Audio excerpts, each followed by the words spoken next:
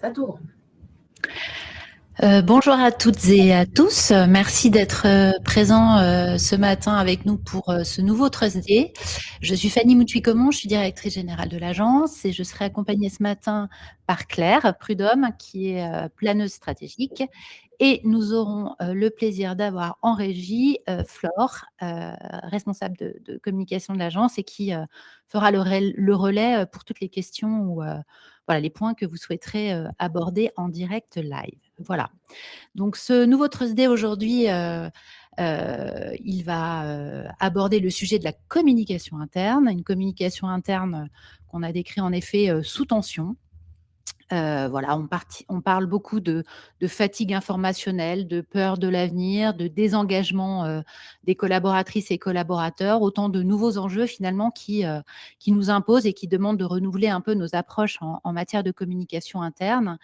Et donc, le sujet, ça va bien être finalement comment arriver à transmettre, à partager des informations, des messages stratégiques de manière audible dans un environnement où le bruit ambiant, on va dire, est de plus en plus fort et intense.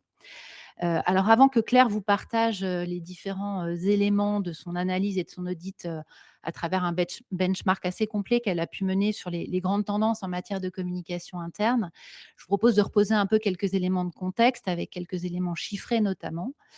Et il se trouve qu'en début d'année, nous avons mené un baromètre auprès de nos clients et d'un certain nombre de communicants pour arriver à bien identifier et comprendre quelles étaient leurs priorités, leurs besoins pour l'année 2026. Et il se trouve qu'arrive en tête du classement, en priorité numéro 1, leur besoin de faire adhérer les collaborateurs aux transformations. Donc, on voit bien que c'est un sujet central qui vous préoccupe toutes et tous et qui va donc faire l'objet de ce Thursday ce matin. Alors, pour information quand même, en priorité numéro 2, nous avions également rationalisé les investissements, sans grande surprise. Et en priorité numéro 3, maintenir l'attractivité de l'entreprise et de l'employeur dans un contexte qu'on connaît et qui est quand même un peu chahuté. Alors, on parle d'enjeux stratégiques, en effet. Alors, ils peuvent avoir plein de formes et prendre des formes, en effet, très différentes. Ces changements stratégiques, ça peut être, ce sont des plans stratégiques, des plans de transformation. Ça peut être des changements qui s'opèrent dans le cadre de fusion, d'acquisition ou de rapprochement d'entreprises. On en a vu un certain nombre aussi ces dernières années. Un repositionnement de la marque, de l'entreprise, des nouvelles politiques internes, que ce soit en matière d'intelligence artificielle, bien sûr, de sécurité, des politiques internes RH, de mobilité ou autres. Bref, on voit qu'elles peuvent revêtir des formes très différentes. Ce qu'on observe, c'est qu'en fait, ces transformations aujourd'hui, elles s'enchaînent, elles se multiplient parfois, elles s'ajoutent les unes aux autres, les messages aussi. Et donc, l'adhésion ne suit pas forcément et c'est parfois difficile, en effet, d'avoir cette attention et cette compréhension totale de nos équipes internes. Alors, le changement, on le sait, hein, de manière générale, il n'est pas forcément simple à accepter naturellement. C'est le cas aussi dans nos vies personnelles. Et d'ailleurs, il y a un certain nombre de psychiatres, de psychologues qui ont théorisé finalement ces différentes grandes étapes d'acceptation du changement. Et on l'a ici sur ce schéma, on a souvent 4 grandes étapes bien identifiées. Un premier temps qui est plutôt un temps de choc, de résistance, voire parfois un peu de déni. Ça peut arriver. Une phase un peu de tristesse, d'accablement. Progressivement, on va commencer à accepter cette idée de changement pour enfin arriver à l'intégration, voire à l'adhésion à ce changement. Voilà. Donc, on le sait, encore une fois, c'est pas c'est assez classique, hein. Ça a été d'ailleurs théorisé dans le cadre plutôt du deuil, mais c'est un processus naturel. Et il est d'autant plus complexe et difficile, ce processus d'acceptation, que, encore une fois, les changements se multiplient, s'accumulent et se succèdent. Mais il n'y a pas finalement que ça, puisque ça, voilà, en effet, ce sont des éléments, structurels, mais on fait face aussi à des transformations conjoncturelles qui sont, davantage liées, à l'époque, et à un certain nombre de tensions, auxquelles, voilà, il faut répondre. Hem, Parmi celles-ci, il y a évidemment, le trop de sollicitations ou, la sursollicitation. Voilà, donc on le sait aujourd'hui, nous sommes saturés par, les messages, par les notifications, avec un flux permanent de sollicitations, dans nos vies, je dirais, personnelles. Et d'ailleurs, voilà, vous le voyez ici sur ce slide, de manière, quotidienne, et dans la vie de tous les jours, 8 Français sur 10 ont le sentiment de voir, tout le temps les mêmes informations. Donc ce que j'évoquais là, ce flux, permanent, un peu ce bruit ambiant qu'on évoquait tout à l'heure. 70 ont le sentiment de subir l'information, plutôt que de la choisir. Donc voilà, compliqué aussi d'avoir un peu d'attention et de se poser au milieu de ce bruit ambiant. Et bien sûr, ben, dans la vie, professionnelle, ça n'échappe pas, à cette règle de la sursollicitation. D'autant que, voilà, on sait qu'aujourd'hui, globalement, on reçoit 32 mails en moyenne par jour, ce qui est quand même beaucoup, qu'un actif sur 4 souffre de fatigue informationnelle, ce qui représente quand même un peu plus de 7,5 millions de personnes, c'est énorme, et 13 déclarent même, une fatigue intense, voire très intense. Voilà, donc évidemment, en miroir de cela, pour les communicants, c'est pas simple, et 44 des communicants, aujourd'hui, identifient la fatigue informationnelle qui est liée à ces transformations et à ces transformations successives comme un obstacle majeur et une complexité en matière de communication interne. Ça, c'était le premier élément. Le deuxième, bah, c'est tout le temps la crise. Alors ça, c'est pas facile non plus. C'est sûr qu'on est dans un contexte, politique, économique, d'extrême tension, vous le savez. Et donc finalement, on l'évoquait rapidement tout à l'heure, la succession, de ces plans, de transformation, impacte aussi la perception que les collaboratrices et collaborateurs ont, des changements de leur entreprise. Et d'ailleurs, 60 de salariés affirment que les changements n'ont pas le temps d'aboutir et que ces derniers, en fait, ne sont jamais complètement stabilisés. On ne voit pas finalement le fruit aussi clairement de ces transformations. Et de fait, ça crée une forme d'instabilité, voire d'insécurité, et donc aussi une forme d'anxiété. Donc voilà, ce mouvement aussi permanent et cette succession, n'aident pas à y voir clair. Hem, la méfiance, règne. Alors, la méfiance notamment, liée aux transformations que connaît le monde professionnel aujourd'hui, et elles sont, fortes et importantes, et notamment avec l'apparition de l'intelligence artificielle, qui finalement rend certaines tâches humaines automatisables. Globalement, on peut se dire que tous les métiers, du tertiaire, sont concernés, hein, par ces transformations. Et donc là, il va s'agir bien d'assurer une vraie conduite du changement pour lever les freins. Donc sur cette anxiété, là, cette méfiance, voilà, on a remis un chiffre, qui parle de lui-même, hein. 61 des salariés se disent méfiants, finalement, face à l'apparition de l'IA dans leur, environnement professionnel, et principalement par crainte du remplacement de leur poste, ou en tout cas d'une perte de contrôle sur leur travail. Donc là, encore une fois, je le disais, il va s'agir bien d'assurer une vraie conduite du changement pour lever les freins, poser un cadre, les accompagner, dans cette conduite du changement sur ces peut-être nouveaux modes de fonctionnement, en intégrant l'intelligence artificielle dans leurs tâches du quotidien, avec comme objectif de lever les freins et de créer quand même de la confiance, autour de ce changement, conjoncturel. Et un dernier point, enfin, sur l'engagement, et notamment l'engagement des dirigeants. Alors, c'est d'autant plus important que, dans le dernier baromètre, Edelman, 76 des répondants, au baromètre déclaraient, faire confiance à leur employeur, ce qui est un taux quand même, qu'on peut noter, hein, qui est très élevé et qui est bien au-dessus, on le sait aujourd'hui, des institutions ou des médias notamment. Hem Mais le corollaire de ça, c'est que les équipes internes, les collaboratrices et collaborateurs attendent de leur entreprise vraiment de la transparence, mais aussi une parole incarnée. C'est-à-dire qu'ils ne veulent pas simplement des messages qui soient des messages motivants, on va dire, mais aussi des explications crédibles et concrètes en toute transparence.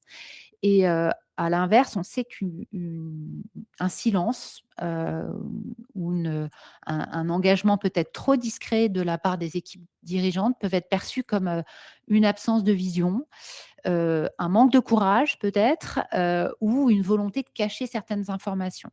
Donc là, encore une fois, c'est extrêmement important que les dirigeants, dans ces périodes de grande transformation, en matière de communication interne, prennent la parole et incarnent ces changements. Voilà, le chiffre, je ne l'ai pas cité là, mais vous le voyez sur le slide, 91 des employés déclarent qu'ils seraient plus motivés si leurs dirigeants étaient plus transparents dans leurs messages. Heu, voilà finalement pour ces premiers éléments un peu de contexte et ces éléments chiffrés. Hem Et dans ce contexte, on l'a vu, hein, donc de changement à la fois structurel et à la fois conjoncturel, on va donc s'intéresser aux leviers qui vont nous permettre finalement d'embarquer l'interne et les accompagner dans ces mouvements, dans ces différentes phases et process d'évolution et de changement, et de leur faire accepter et de les faire adhérer à ces différents changements. Et donc, la question qu'on peut se poser aujourd'hui et notre point de départ, ça a été de se dire, finalement, au fond, c'est sans doute, intéressant d'arrêter de penser en message, d'arrêter, de prendre le sujet uniquement, par le prisme des messages qu'il faut faire passer, mais plutôt de bien se reposer la question, des besoins, et notamment, des besoins de nos équipes internes et externes au regard de l'ensemble des éléments que l'on vient d'évoquer ensemble. Et donc je vais passer, la parole à Claire qui va, vous partager son analyse et les différents, éléments, de son benchmark. Merci Fanny. Effectivement, on s'est vraiment posé la question de savoir ce dont avaient besoin, nos collaborateurs pour pouvoir ensuite, créer les conditions, de l'adhésion, et donc de pas réfléchir à ce que nous devions dire, mais à ce qu'eux avaient aussi besoin, d'entendre pour pouvoir, vous suivre dans ces transformations. On a résumé, disons, à 4 grands, besoins. Le premier étant le besoin de comprendre, qui, quoi, quand, où, presque nos 5 W de journalisme, pour savoir où est-ce que, elle va prendre part cette transformation, où est-ce que l'on va, et d'avoir un peu tous les éléments en tête pour mieux la saisir. Le deuxième besoin, c'est le besoin d'y croire, le besoin d'adhérer. On l'avait vu sur, cette, courbe d'acceptation, du changement. Après avoir compris, il faut pouvoir en fait adhérer à ce message, comprendre pourquoi on le fait, quelles sont les bonnes raisons d'y croire. Notre quatrième besoin, c'est le besoin d'être impliqué, c'est-à-dire qu'une fois qu'on a, compris, qu'on a accepté, le mieux, c'est quand même d'être acteur de ce changement, et d'autant plus pour une entreprise qui va devoir, en fait, aussi, appliquer ce changement dans la vie, quotidienne, et dans l'ensemble, du travail de l'entreprise et des collaborateurs. Donc en être acteur, en être pas seulement juste, messager, mais aussi acteur au quotidien, et c'est très important. Et le dernier besoin, qui est le besoin d'être, tenu informé. Ces changements souvent, voilà, ils se font pas, en une nuit, ils se font pas en un jour, ils prennent un peu de temps, et donc d'être tenu aussi informé dans la distance, de pouvoir maintenir cette petite flamme, sur le temps long, et en fait pouvoir, du coup faire que ce changement, il s'intègre, et il s'intègre durablement aussi, dans le temps long. Mais on l'a vu du coup, à chaque étape aujourd'hui de cette adhésion, finalement, il y a pas mal de mises à l'épreuve, et c'est ces mises à l'épreuve que nous, on a, interrogées. Hop, je suis désolée si c'est un peu lent, j'ai l'impression que c'est un peu lent au passage. Au vu de ce que Fanny vous a dit, aussi la sursollicitation, les anxiétés liées aux crises, et tous ces besoins-là, en fait, ils sont un peu, remis en question. Le besoin de comprendre, finalement, il est un peu chahuté parce que, certes, on ne doit plus seulement parler, mais en fait, il faut qu'on arrive à émerger dans le bruit, puisque du coup, il va falloir faire comprendre, mais avec un environnement qui est assez bruyant, où on leur dit déjà beaucoup de choses. Notre besoin de comprendre, lui, il est chahuté par le fait que, bah, vu qu'il y a une crise, vu qu'il y a de la méfiance, finalement, il faut presque plus rassurer dans le doute, en plus de seulement y faire croire. Notre besoin d'être impliqué, bah, lui, il est chahuté parce que finalement, on les sollicite déjà pas mal, nos collaborateurs, que ça soit pour, des grands changements sociétaux, des grands changements, environnementaux et donc il faut arriver à pouvoir les mobiliser, mais sans non plus trop les épuiser et notre dernier besoin, lui, il est chahuté, c'est que, bah, aujourd'hui, c'est vrai qu'une crise en remplace très vite une autre et donc finalement, il faut, tenir informé, mais dans un monde qui zappe, beaucoup et donc du coup, il faut pouvoir arriver à durer, dans l'instabilité. On va vous proposer de revenir sur ces 4 parties avec à chaque fois effectivement, des leviers qu'on a, pu, faire émerger avec, des exemples alors qui sont issus à la fois de communication interne, mais aussi parfois un peu, grand public parce qu'il y a des choses qui sont très inspirantes dans l'ensemble des communications qu'on peut observer et qui nous paraissaient intéressant de vous partager, de vous comprendre un peu la mécanique qui nous a intéressés, heu, hop, pour parler à vos collaborateurs. Donc ce premier, effectivement, comment émerger dans le bruit puisque l'environnement, il est saturé d'informations et donc l'attention, elle est devenue finalement assez rare, sauf que sans attention, bah, finalement, il n'y a pas de compréhension. Donc l'enjeu va pas être d'expliquer plus, d'expliquer davantage puisque justement, c'est ça le problème, c'est qu'on n'arrivera pas à capter leur attention, mais bien d'être interpellant pour, finalement sortir du lot.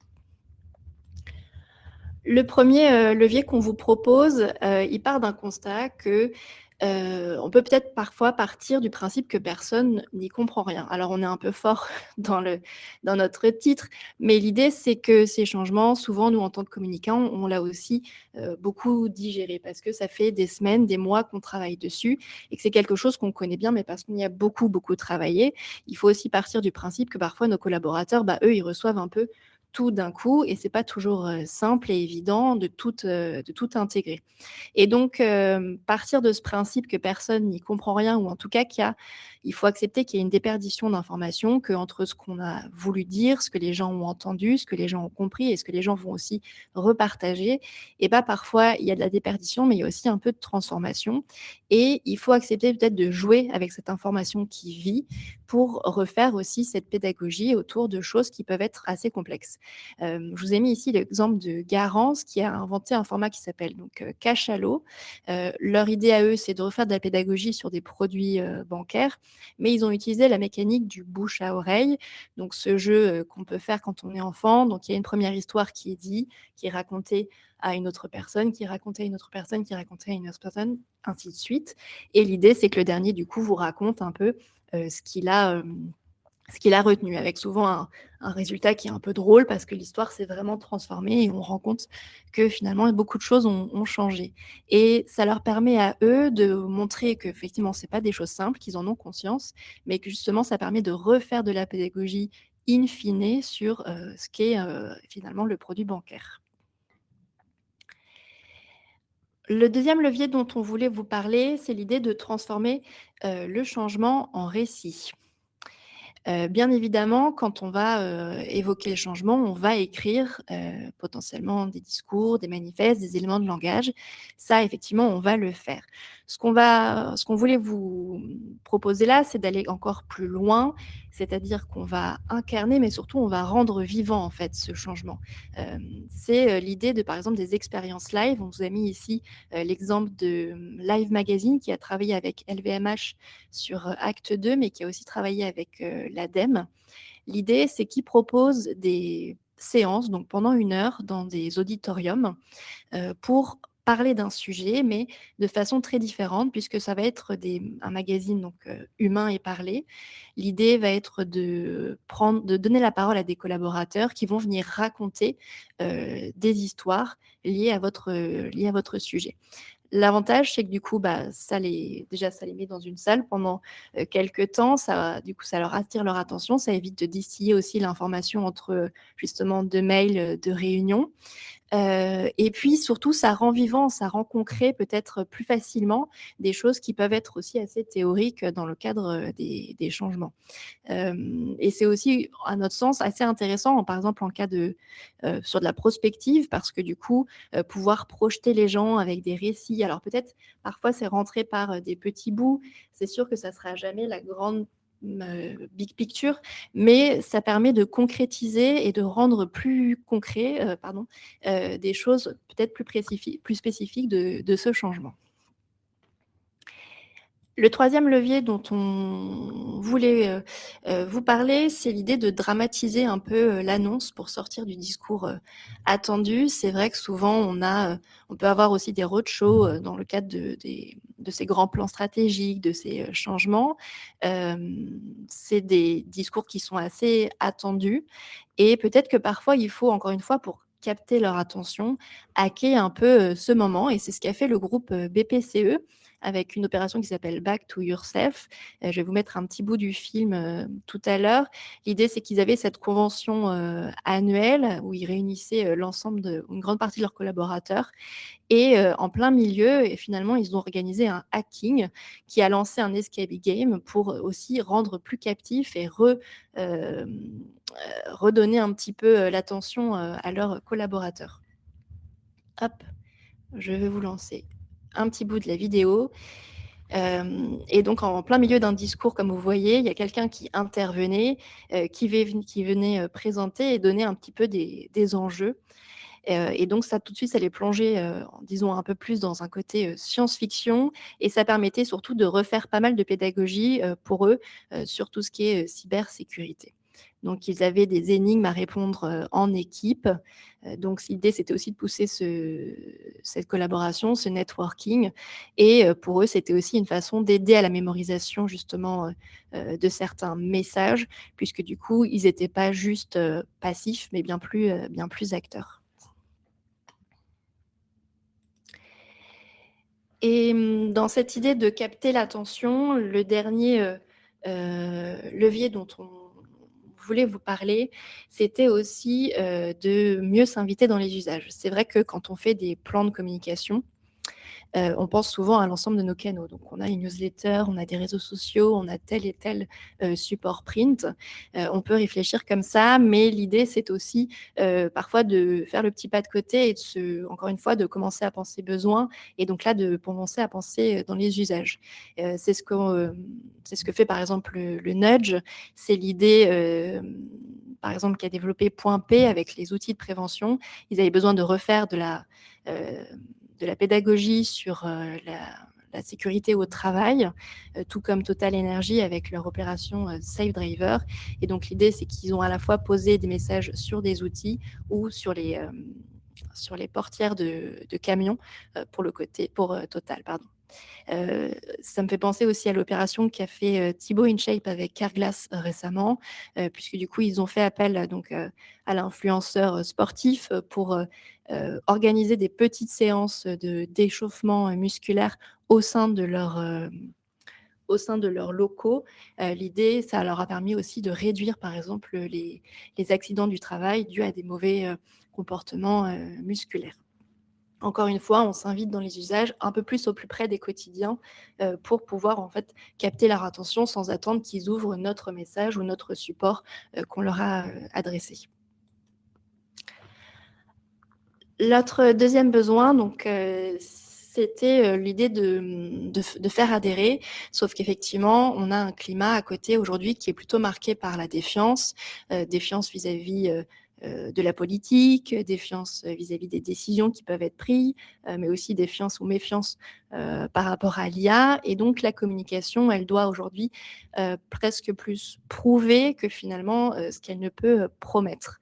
Donc là, il y a vraiment aussi un enjeu de crédibilité pour l'entreprise. Ça va être l'idée de fournir des preuves tangibles, de donner des éléments sur lesquels s'appuyer, de pouvoir projeter nos équipes là où on veut aller pour leur montrer que finalement c'est le bon chemin. Et puis ça va être aussi pas mal d'enjeux autour de l'incarnation. On l'a vu dans les chiffres, l'incarnation, elle est extrêmement importante pour nos collaborateurs. Et la première incarnation qui est très importante, en fait, c'est finalement le leadership, c'est de s'engager soi-même, soi-même étant effectivement les postes dirigeants, pour embarquer les équipes. On le voit aussi beaucoup sur des programmes d'ambassadeurs advocacy. Finalement, on ne peut pas demander à nos employés de faire quelque chose que nos équipes dirigeantes ne font pas. Donc, il faut un peu donner l'exemple. Et c'était un peu le principe qui avait guidé cette web série qui a été créée par Renault Truck, donc une web série qui s'appelle The Good Move. Donc c'était 15 épisodes, pardon, 15 minutes x 4. Donc on suit Bruno Blin, donc le président de Renault Truck, qui part avec des équipes, avec des collaborateurs, à la rencontre d'experts du changement climatique. L'idée, c'est de montrer qu'ils ont pleinement conscience, qu'ils vont à la rencontre et qu'ils vont chercher des solutions. Et c'est une manière aussi de porter ce discours RSE de façon beaucoup plus incarnée, beaucoup plus vivante et beaucoup plus engagée.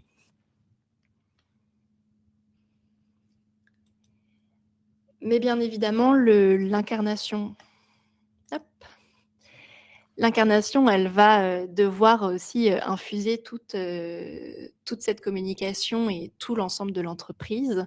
Et quoi de mieux effectivement que de laisser le terrain raconter le changement à sa façon, parce que parfois ils ont la meilleure façon de raconter, de parler de ce changement, de montrer les impacts aussi sur le quotidien, de montrer l'expertise, parce que c'est aussi une belle manière de montrer l'expertise pour prouver que justement on est sur le bon chemin.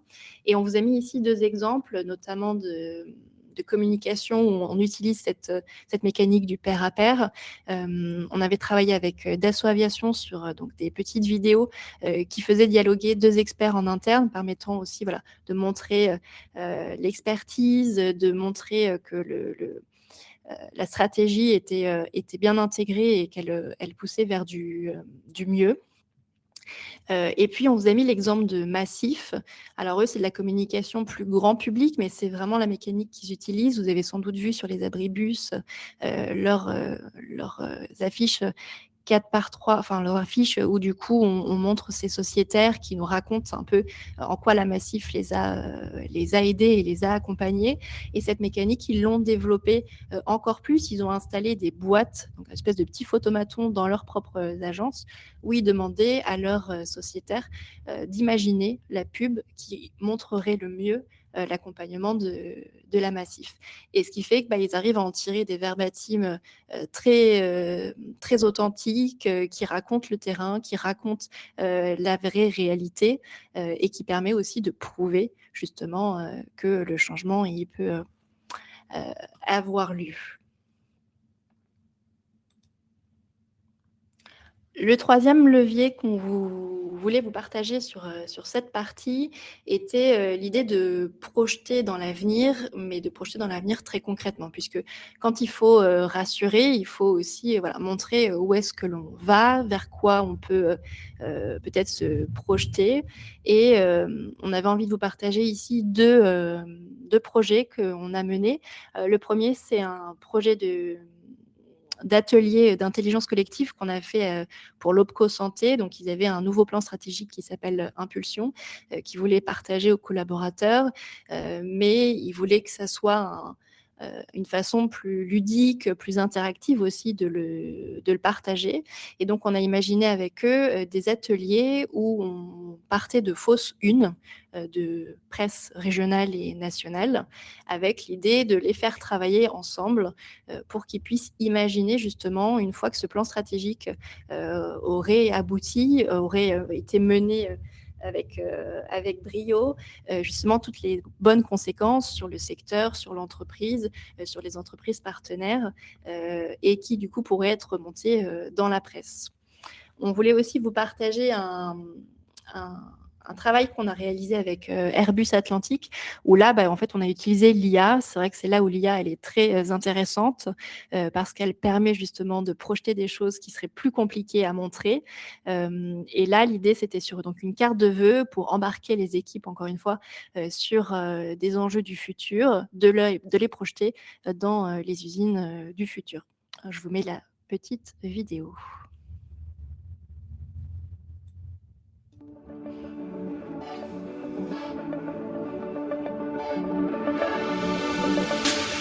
Chers collègues, j'aimerais profiter de ces vœux pour vous présenter ce que pourrait être le futur d'Airbus Atlantique. Et pour cela, je vais laisser la place à mon avatar IA, capable de parler dans nos différentes langues.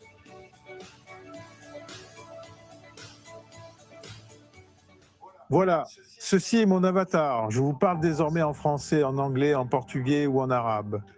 Demain, la conception sera plus automatisée, entièrement virtuelle et collaborative. AI-boosted optimization algorithms will enable us to reduce the weight of our products. Through simulation, we will be able to model our industrial systems end-to-end, better anticipate flows, and test workstations even before they are installed. A co-concepção e a simulação de produtos e processos industriais serão fundamentais para reduzir os ciclos de desenvolvimento, diminuir os custos recorrentes e a não qualidade e ser capaz de aumentar o ritmo mais rapidamente. Ce que nous a permis aussi l'IA, c'est effectivement de pouvoir faire parler notre président d'Airbus dans les différentes langues du pays. Et ça aussi, c'est assez intéressant parce que du coup, ça permet aussi d'avoir cette adaptation, de montrer qu'on connaît les cultures un peu aussi locales et de pouvoir adresser un message directement dans la langue du pays. Et sur cette thématique, donc rassurer dans le doute, le dernier levier dont on voulait vous partager, c'est aussi, encore une fois, cette idée de vérifier l'appropriation. Parce qu'on l'a dit un peu plus tôt dans les slides, il faut accepter qu'une information, elle vive, et donc potentiellement qu'il y a un peu de déperdition, qu'il y a des choses qui ne sont pas plus ou moins bien comprises, et donc de prévoir aussi dans ces différents temps de communication, de revenir potentiellement sur des sujets qui seraient incompris. Ça va être l'idée du fact-checking, ça va être l'idée du vrai-faux, des infos intox, de potentiellement refaire de la pédagogie sur des définitions.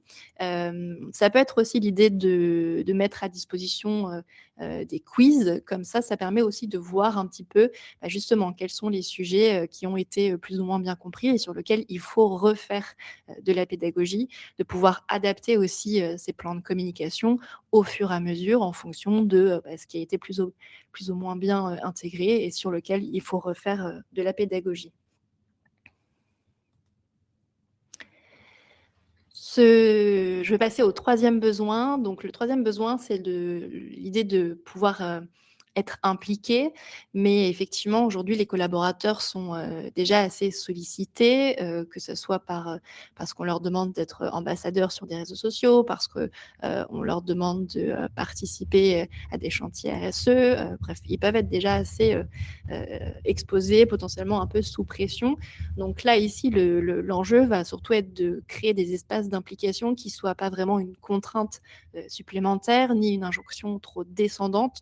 Donc, arriver à trouver des moyens pour créer de la co-construction assez sincère, où chacun se sent impliqué, écouté, valorisé, et puis aussi de leur donner des outils qui vont être assez simples à activer pour que ça leur donne envie de partager sans que ça soit un effort qui leur demande trop.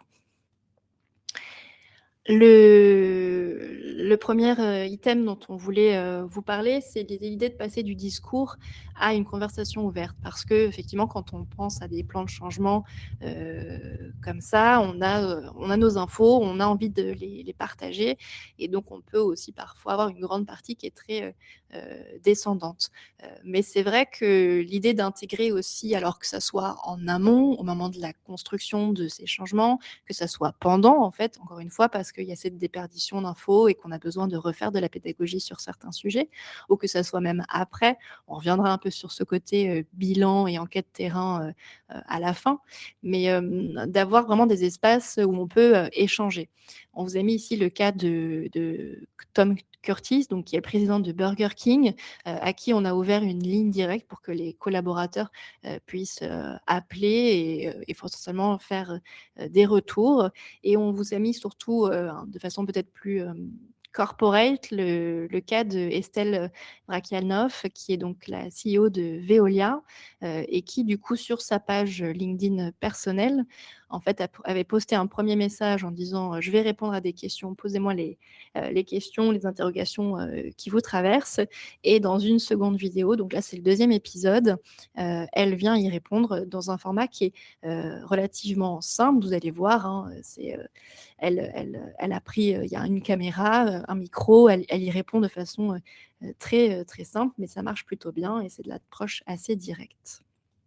Oh, I love this question because, as I said, we're trying to combine delivering short-term results and dreaming and acting on what happens in 5 years and even 10 years in Veolia. Hello, everyone. I really have enjoyed making the posts about asking you questions, and I read them very carefully. So now, today, in the middle of 2 meetings, I have a little bit of a few minutes, and I thought I would try to answer a few of them, starting with Annelies. So, Anne is asking me, what do you find most difficult about being a CEO and what do you enjoy the most? Starting with the most difficult, it's probably a few things. One is the ability to manage the short term and the mid-long term at the same time. Short-term results, of course, which are absolutely needed to sustain and afford the future and the innovation. At the same time, as Veolia is in the environmental services, therefore, we have to think very long term and to act very long term at the same time. Something Dans les leviers aussi à activer pour mobiliser sans épuiser, il y a effectivement l'idée d'équiper les relais pour passer du discours à l'action. Quand on dit équiper les relais, d'ailleurs, ça peut être juste une communauté d'ambassadeurs ou ensuite passer encore plus large à l'ensemble des collaborateurs.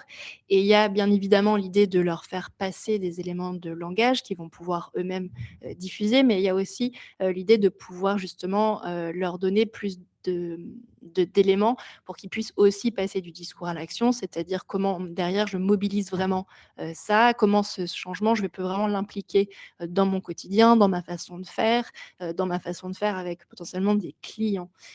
C'est toutes ces questions-là aussi qu'il faut aborder quand on veut que le changement il puisse effectivement prendre place dans le quotidien et dans la durée. On vous a mis ici les exemples de Veolia, encore une fois. C'était un programme qu'on appelait Tous Leaner. L'idée, c'était donc il y avait un plan qui s'appelait Lean et l'idée, c'était de mieux le diffuser au sein des équipes. Donc, on a créé une communauté donc, qui s'appelait les Leaners avec l'aide aussi de Jean-Baptiste Goupil, donc, qui est une personne extérieure, mais qui a permis de créer un peu plus de cohésion, de créer de l'engagement, de montrer aussi un peu plus d'exemples pour les aider à prendre part et endosser ce costume de leaner. Et on leur avait imaginé un jeu de cartes donc spécifique pour ce programme qui pouvait du coup déployer pour pouvoir ensuite parler de ce plan auprès de leurs équipes, une façon aussi plus ludique, plus captivante peut-être que juste déployer dans ces cas-là des éléments de discours, des PPT, des PDF ou autres supports. On a mis aussi l'exemple qu'on avait réalisé pour la caisse d'épargne avec là sur l'idée plutôt du tuto, mais l'idée encore une fois de donner la parole à des pairs qui vont expliquer comment eux justement ils appliquent ça au quotidien et de voir quelqu'un d'autre le faire, de voir que voilà il a fait comme ça effectivement ça donne des idées, c'est inspirant et c'est aussi comme ça qu'on va pouvoir passer du discours à l'action. Et dans cette partie de mobiliser sans épuiser, le dernier levier qu'on voulait vous partager, c'était l'idée de créer des moments de partage plus intimes. C'est vrai qu'on peut penser, encore une fois, très corporate, mais qui peut aussi être peut-être stressant pour le collaborateur puisqu'il a envie de réciter la bonne formule, le bon message, de ne pas faire d'impair et de créer des moments peut-être plus informels où il va moins penser à ça, être dans une prise de parole plus décomplexée. Ça peut être aussi une manière pour lui d'intégrer des messages, et de les digérer et de les repartager. Et c'est là où on a vu ces deux exemples qui eux, font qui utilise la famille finalement, puisque du coup, en transmettant à ses enfants, à ses proches, à sa famille, on peut aussi partager ce discours, mais en se posant moins peut-être, la question de comment on le dit bien, est-ce que j'ai pas fait d'erreur? Mais justement, on va aussi être dans cette manière de digérer le discours et de pouvoir en fait en parler, plus largement. Donc c'était, l'idée de Renault, de Renault Group qui a créé cette, Factory Championships, pardon. Ils se sont intégrés dans le jeu Fortnite. Ils ont recréé une ligne de production pour créer un camion avec l'idée de le faire donc, le plus rapidement possible, avec bien évidemment des contraintes qui venaient s'appliquer, qui sont les contraintes de celles du groupe, hein, euh, tout ce qui est environnemental, tout ce qui est qualité, tout ce qui est plus social. Et donc l'idée de travailler ensuite entre un collaborateur qui devait inviter quelqu'un de sa famille à venir jouer avec lui pour pouvoir voilà, partager sur leur métier, mais aussi sur les enjeux du groupe. Et on vous a mis aussi l'exemple de Safran, qui a Safran technologie et défense, j'ai pas bien la bonne appellation, qui fêtait ses 100 ans cette année et qui ont organisé des journées famille, avec justement ce petit passeport qui, permettait, de venir répondre à des questions, sur le groupe, encore une fois en famille, pour détendre aussi un peu plus, l'atmosphère.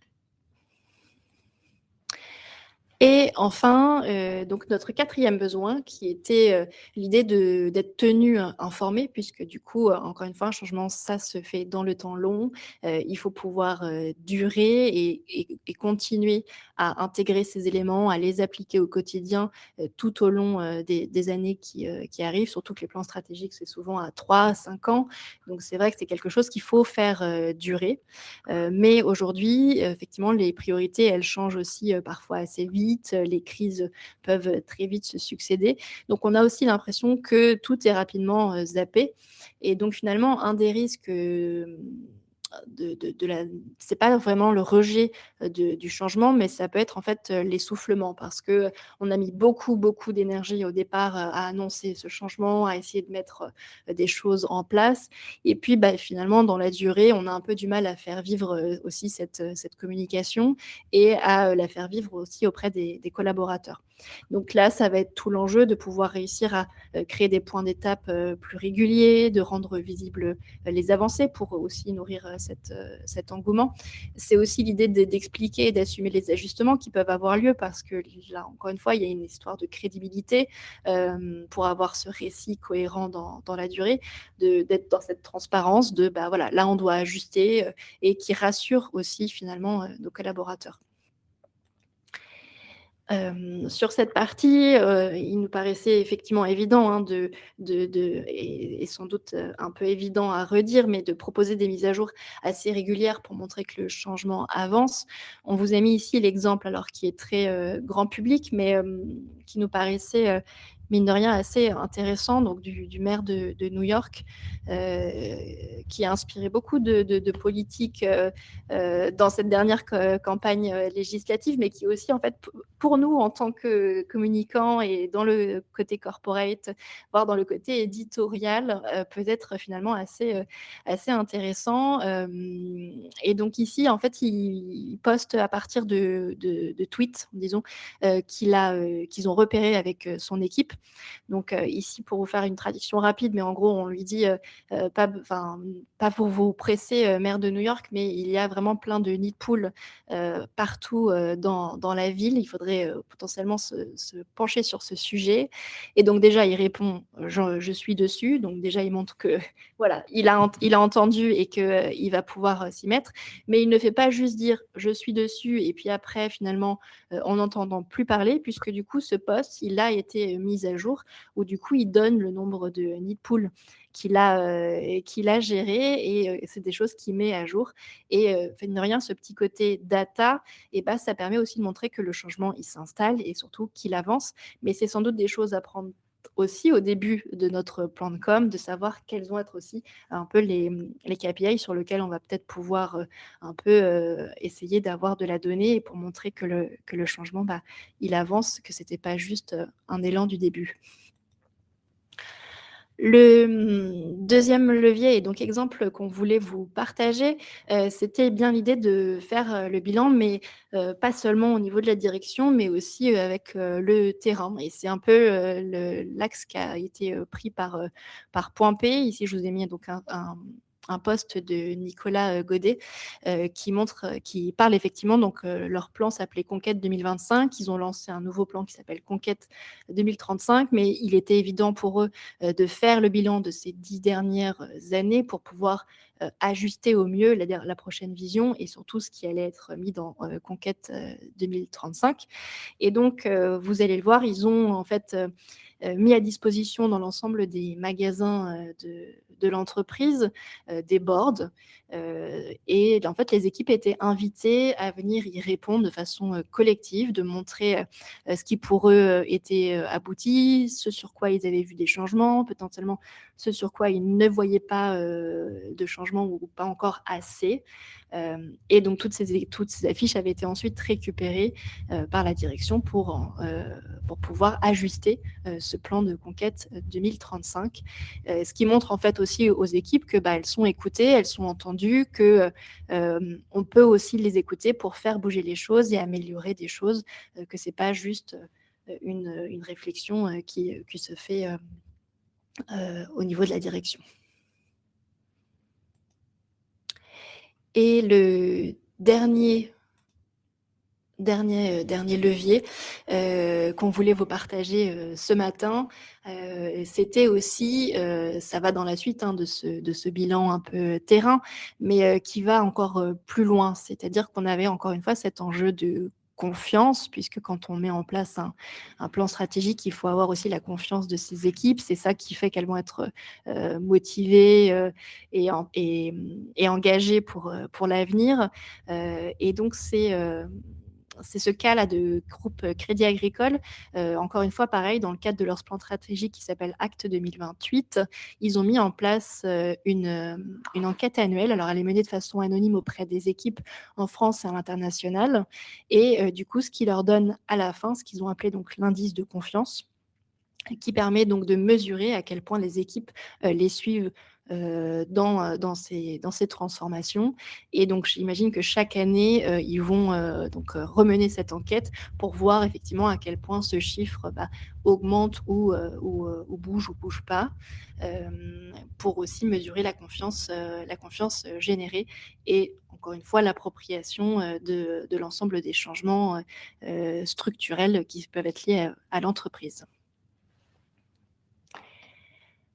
Voilà pour l'ensemble de nos leviers et des exemples qu'on a trouvés intéressants à vous partager ce matin sur ce sujet de la communication interne et de la communication de changement. On vous a remis aussi ici des petites, en résumé, bien évidemment, même si faudrait aller plus loin, mais effectivement, dans l'idée d'émerger dans le bruit, l'idée, c'est de se poser des questions sur est-ce que mon support va ajouter du bruit au bruit, sur quels canaux, dans quelle situation finalement je peux surprendre et avoir l'attention. Est-ce que mes équipes aussi ont des moments un peu phares dans lesquels je peux m'intégrer? Dans cette idée de rassurer et bien évidemment, c'est de se poser la question de qui est le plus légitime finalement pour porter la preuve. Est-ce que c'est les dirigeants? Est-ce que c'est des managers? Est-ce que c'est des pairs, des experts? Est-ce que finalement, c'est un peu plus le terrain?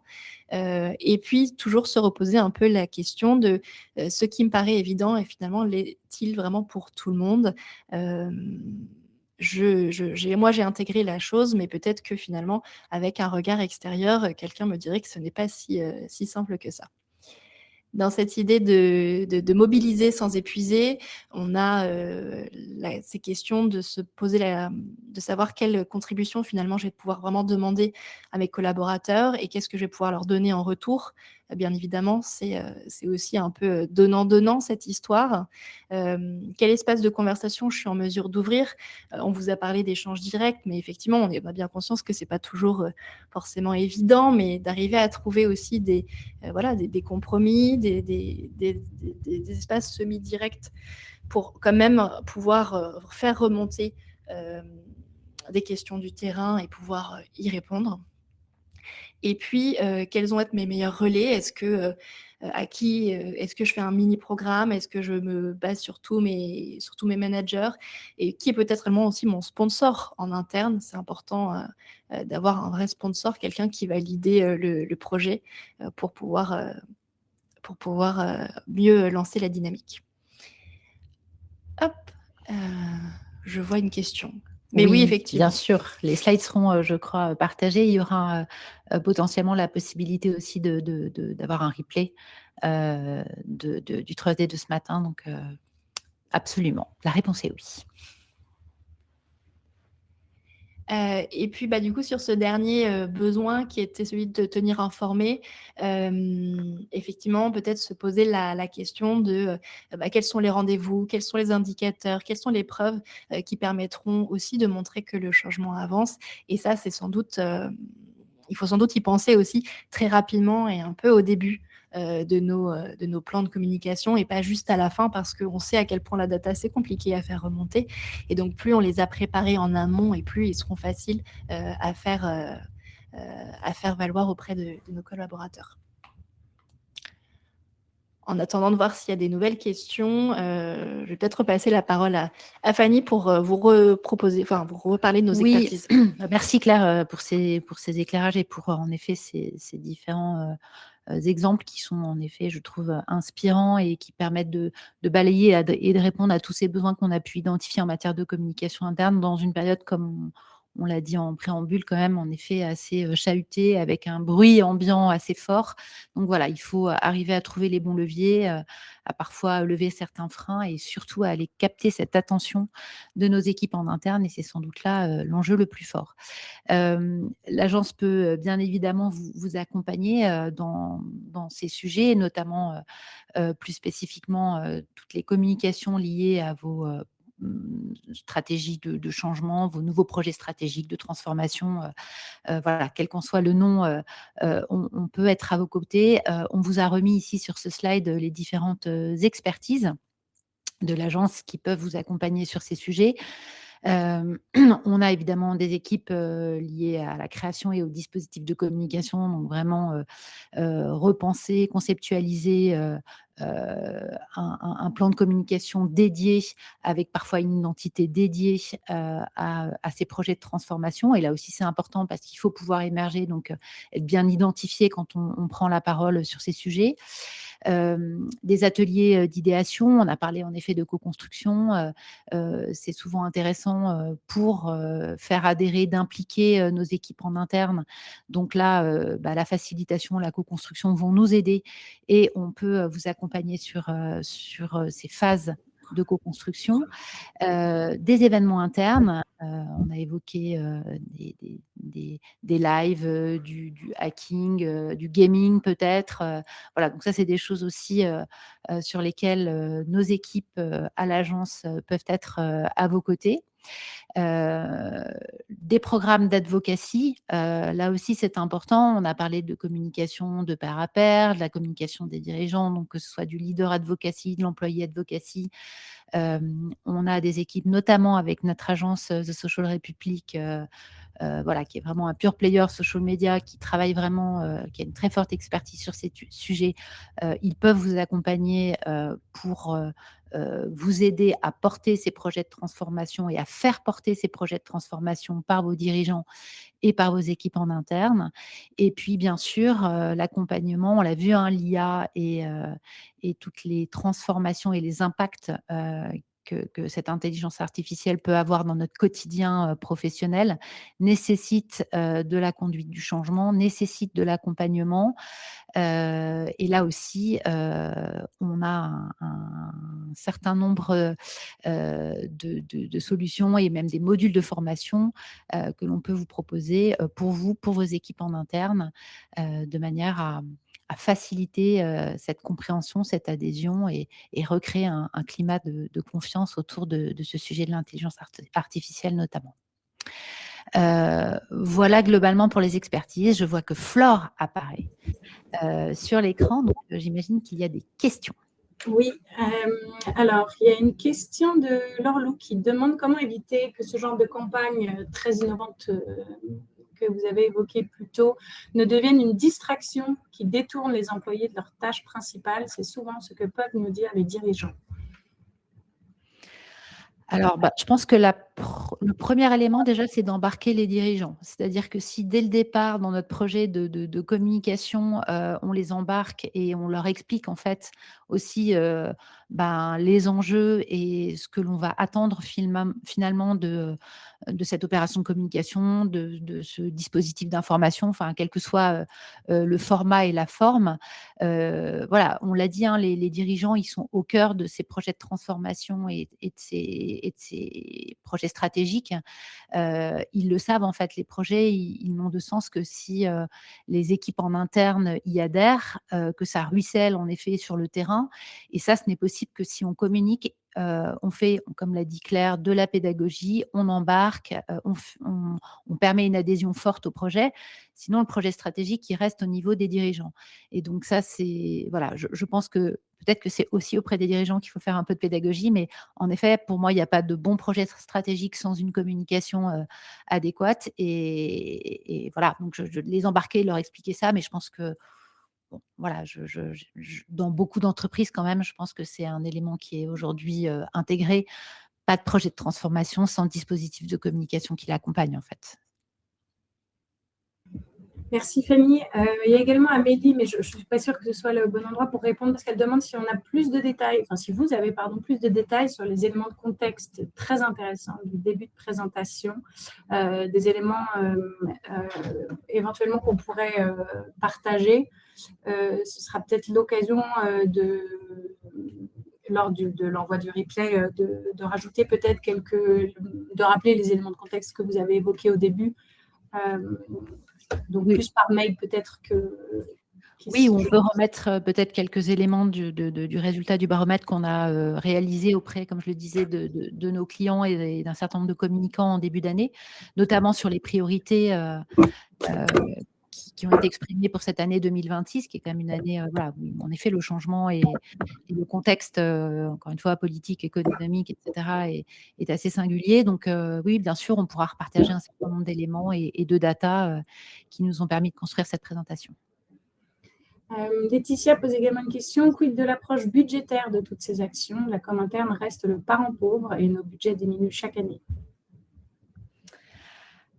Merci Laetitia pour cette question. Alors, quand on sait en plus que la priorité numéro 2 dans notre baromètre, c'est de rationaliser les investissements, nous avons bien en tête ce sujet de l'approche budgétaire. Alors, je dirais que là, dans les exemples qui vous ont été montrés, il y a vraiment des choses qui sont extrêmement simples et donc relativement peu coûteuses, et évidemment des dispositifs beaucoup plus ambitieux avec des budgets qui le sont tout autant. Donc, c'est difficile de répondre à cette question. Encore une fois, je pense que la démarche qu'a partagée Claire en fin de présentation, c'est de se reposer les bonnes questions. Quels sont vraiment nos objectifs, nos enjeux? Et puis, vous avez la chance d'avoir des agences de communication qui peuvent réfléchir pour vous. Et souvent, on nous donne un cadre budgétaire. Donc, ce sera notre travail aussi de répondre en se disant quel est, dans un budget qui est imparti et qui, on le sait, est souvent relativement contraint, quelle est l'action, l'opération, le dispositif qui pour nous est le plus pertinent et qui sera le plus impactant au regard de votre contexte et de vos enjeux. Donc voilà, il n'y a pas d'enveloppe ou d'approche budgétaire ad hoc, je dirais. Partagez-nous vos problématiques avec potentiellement le budget que vous pouvez y allouer, et c'est à nous de vous proposer la meilleure des réponses.